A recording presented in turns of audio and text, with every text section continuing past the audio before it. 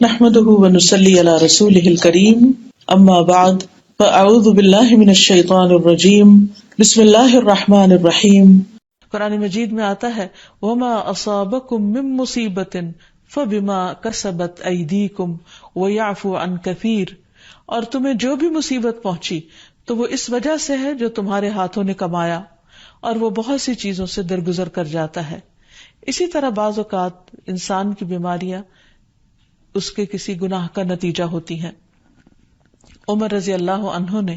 جب عباس رضی اللہ عنہ سے بارش کی دعا کرنے کے لیے کہا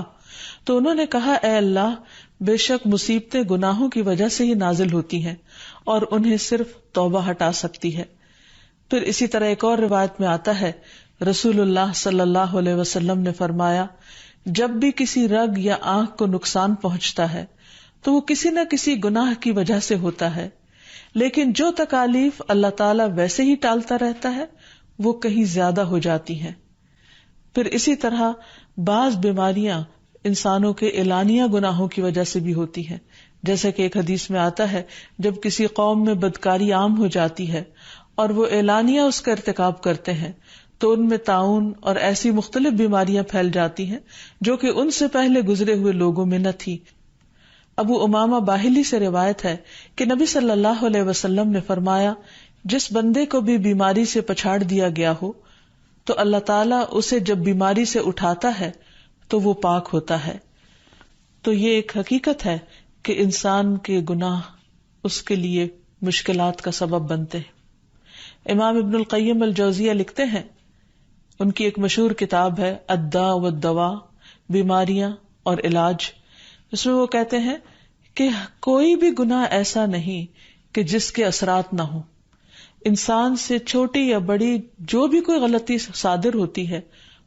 اس کے نتیجے میں کچھ نہ کچھ اثرات اس کی زندگی پر ضرور پڑتے ہیں۔ ہاں اگر اللہ تعالیٰ معاف کر دے تو وہ اور بات ہے،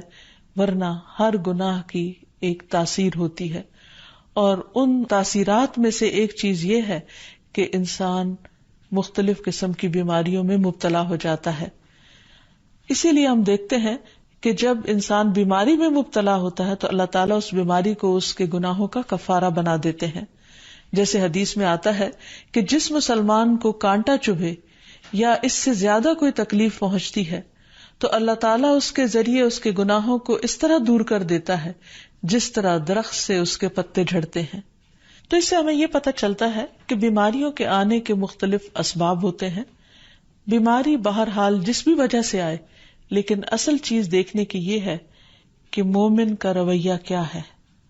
مومن کو اگر کوئی کانٹا بھی چبھتا ہے تو وہ اس پر صبر کرتا ہے۔ اس لیے بیماری یا تکلیف کے آنے پر انسان کو اللہ سے راضی رہنا چاہیے، شکوہ نہیں کرنا چاہیے، کیونکہ جو اللہ سے راضی ہو جاتا ہے کسی آزمائش پر، اللہ تعالیٰ بھی اس سے راضی ہو جاتا ہے۔ پھر اسی طرح اللہ تعالیٰ کا شکر ادا کرنا چاہیے، کیونکہ بیماری اس سے زیادہ شدید بھی ہو سکتی تھی۔ لہذا انسان کو اللہ تعالیٰ جس حال میں رکھے انسان اس پر شکر گزار رہے۔ پھر یہ کہ انسان کسی بھی بیماری میں کسی بھی قسم کی ہو اور زندگی کے کسی بھی حصے میں ہو اس میں مایوس نہ ہو، پر امید رہے کہ بیماری دور ہو جائے گی۔ پھر اسی طرح اگر بیماری طول پکڑ جائے تو انسان کو گھبرانا نہیں چاہیے،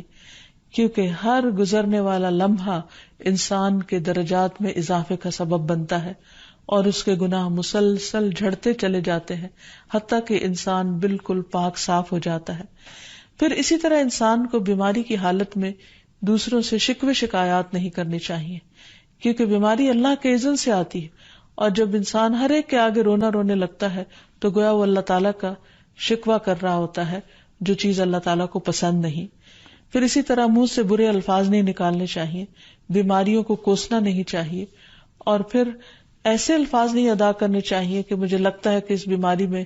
میری زندگی چلی جائے گی، یا یہ کہ کسی مریض کی عیادت کے لیے جا کر اس کو اس قسم کی بات نہیں کرنی چاہیے، خواہ کتنی ہی خطرناک بیماری کیوں نہ ہو، ہمیشہ اسے امید دلانے چاہیے، کیونکہ مایوسی کے الفاظ اور برے بھلے اور منفی قسم کی باتیں اللہ تعالیٰ کو پسند نہیں۔